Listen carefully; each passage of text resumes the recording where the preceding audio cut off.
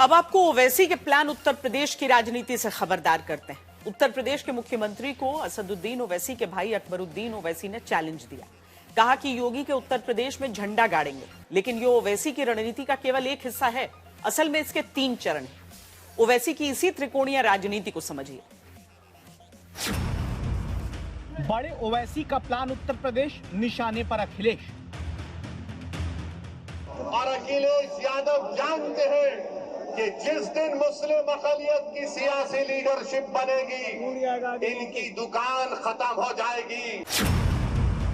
छोटे ओवैसी का प्लान उत्तर प्रदेश, योगी को 15 मिनट वाली चुनौती।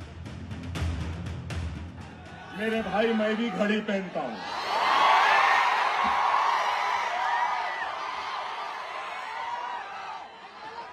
वक्त की अहमियत और कदर बहुत है मेरे पास। इत्मीनान से रहो,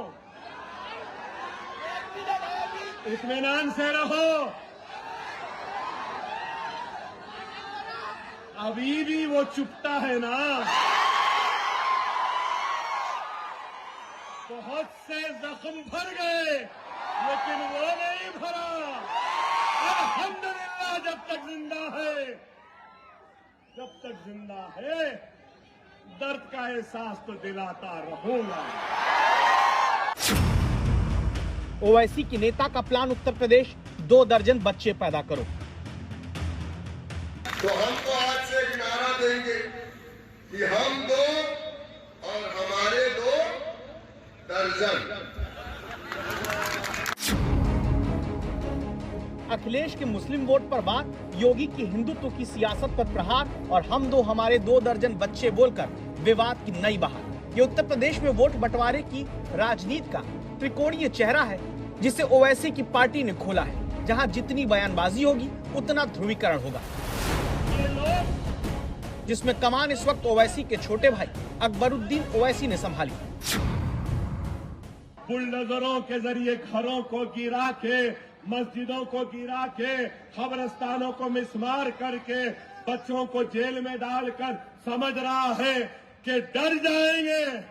मोदी, योगी, सुन ले, ना मैं अपनी नमाज छोड़ने तैयार हो, ना अपनी अज़ा छोड़ने तैयार हो, ना मैं सुन्नत छोड़ने तैयार हूं।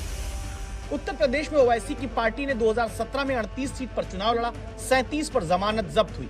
2022 में ओवैसी की पार्टी 95 सीट पर लड़ी, हर सीट पर जमानत जब्त हुई।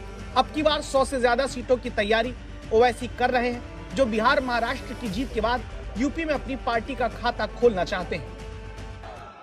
मिस्टर योगी, तैयार हो जाओ, यूपी भी आ रहा हो। चलेंगे यूपी, चलेंगे। चलो, अब इसके बाद में यूपी चलते हैं और यूपी में अपनी ताकत, अपने झंडे को गाड़ते हैं और सब झंडे को वहां भी लहराएंगे इंशाअल्लाह ताला। ओवैसी की पार्टी आधा फीसदी वोट तक अभी यूपी में किसी चुनाव में नहीं पाई, लेकिन ये तय है कि बड़े भाई हो या छोटे भाई, ओवैसी ब्रदर्स के बयानों की धार से हिंदू वोट को एकजुट करने में बीजेपी जुट जाएगी। चौथी दे रहे हैं, स्टेज से कह रहे हैं कि सुनो योगी, हम आ रहे हैं यूपी। नहीं, यूपी आए, यूपी में स्वागत है उनका।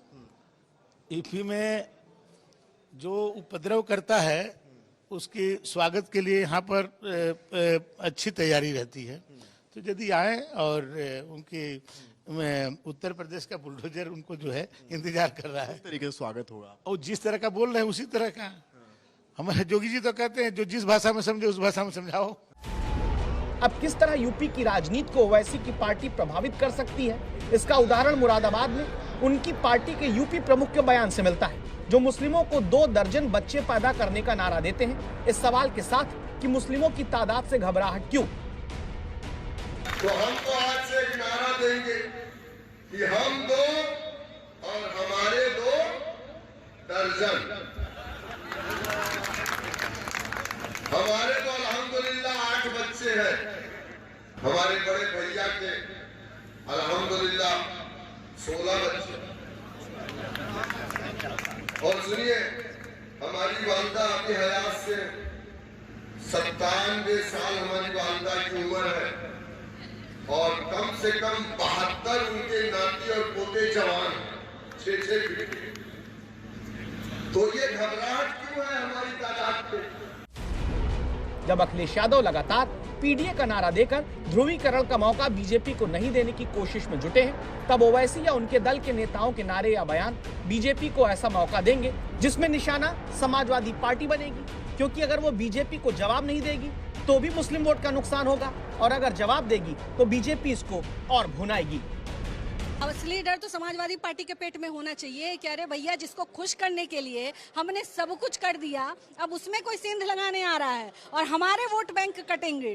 तो ये प्रश्न जो है मुझे लगता है उनसे पूछना ज्यादा उचित रहेगा कि ओवैसी आ रहे हैं, अब तुम क्या करोगे। योगी आदित्यनाथ का नाम लेकर अकबरुद्दीन ललकार रहे हैं, पहले भी अपने बयानों को लेकर वो चर्चा में रहे हैं।